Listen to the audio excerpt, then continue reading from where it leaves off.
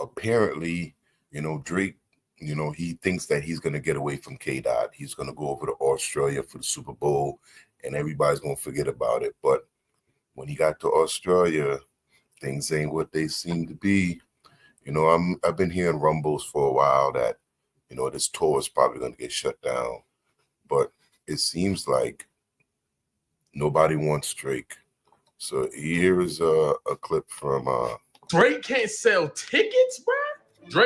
Drake can't sell tickets in Australia, fellas, people, ladies, gents. Hip hop is everywhere. He's on tour in Australia, and his show is coming up very soon. This is crazy, bro. This is crazy, bro. He's really not selling tickets for this tour, bro. What makes it even crazier is this building is only around 12,000 people, bro. Bruh. And it actually so bad that they had to push the dates back, bruh. They had to push the dates back. It's crazy because there were rumblings about this about a week or two ago, and those Drake Glazers kind of shut it down. Hip Hop Star originally set to play February 28th, March was at the. He said because of scheduling conflicts, but no. He went to Australia, bro. He already went out there. He's there. The tickets aren't selling. Bro. Like, bro, this is crazy, bro. This is crazy. What is happening? Kendrick really Ja ruled this dude, bro. It's over. I knew it was bad, but I didn't think it was this bad, bro. This is bad. This is really, really bad, bro. Kendrick Lamar just Ja ruled Drake for real. Oh my goodness. Top of all that, Drake might be going. Remy. And I am CJ. Yeah. We're in here, man. We are making fun of Drake. Apparently, Drake land in Australia down under. That's what you guys call it. And guess what happened? We out here, not like us, just played through those speakers straight in his face. Yo, these are Australians, and it's like, they said Drake haven't been to Australia in years. This is what happened when you forget about people, Drake. You get so big that you don't go over there, but now you need somewhere to hide. The first place you ran to is Australia. Why they disrespecting Drake like that, son? Why? I have absolutely no idea, man. He's got to be out here as the biggest artist. He's the new punch name, and these guys just gave him no respect. No respect. Ain't play with him at all. No time wasted. Straight on his back. Straight. Oh, man. Pause. No Diddy. Pause. Straight on his. Save me that. Save me that. Don't need the pause. No Diddy. Don't need the pause. Diddy done. This is him. Walking through the airport like he a boss. Look at him. Look at him. Oh, look at him. Just chilling.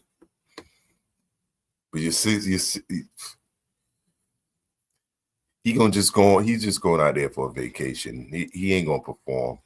I'm so curious to see the crowds he performing, because this is him getting off the plane.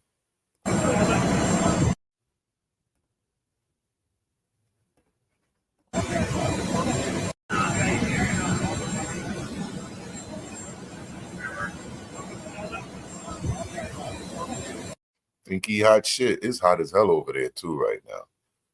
But that's him getting off the plane.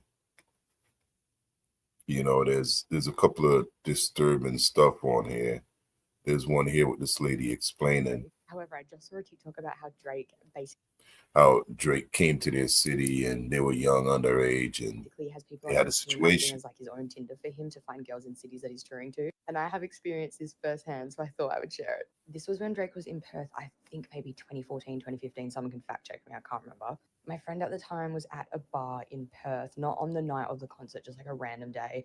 And someone came up to her, or she was walking past their table, and they stopped her to talk to her. It was two guys, and they were both American. He said that he was a part of Drake's team and that he could get her tickets and get her invited to an after party. And she was like, fuck yeah, okay, exchange Instagrams with him. I believe he was like an audio engineer, sound technician, something of that essence. He tells her that there's 2 tickets under her name at the.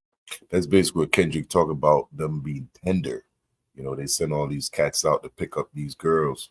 Box office. So we go there and they're looking through this pile of like white envelopes and they couldn't find it.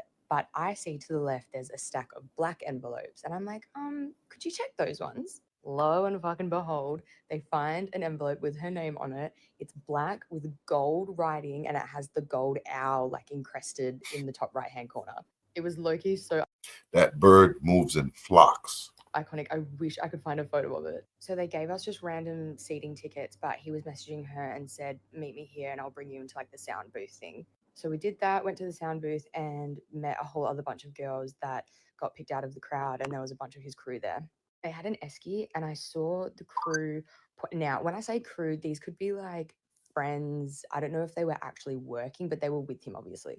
In the esky, they had these Powerade bottles that like looked like it was Powerade, but they were pouring it into red cups and handing it out to the girls. They went to offer one to my friend and I stopped her from taking it and I said, we should probably like be a bit vigilant with that. And thank God I did, because I swear to God, one of the girls we were talking to was dead sober. She took one of the cups, was drinking it, and I swear she hadn't even finished it and she was like swaying. We had fun at the concert and then we go to leave. We leave the venue, but then happened to run into a few girls we met inside. And then we saw one of the guys that was a part of the crew.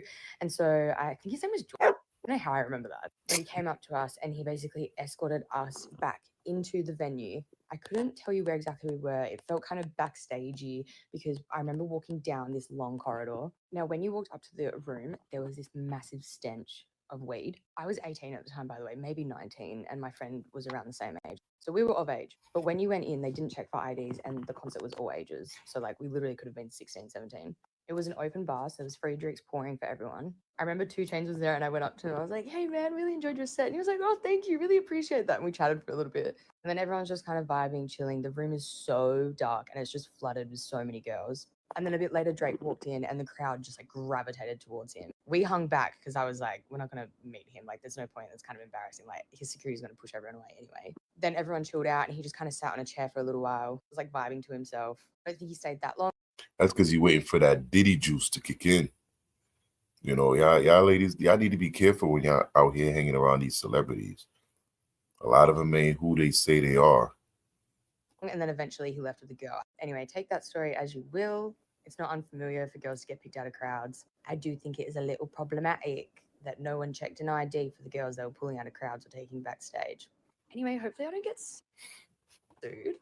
For legal reasons, this is a completely fabricated story and none of it is true.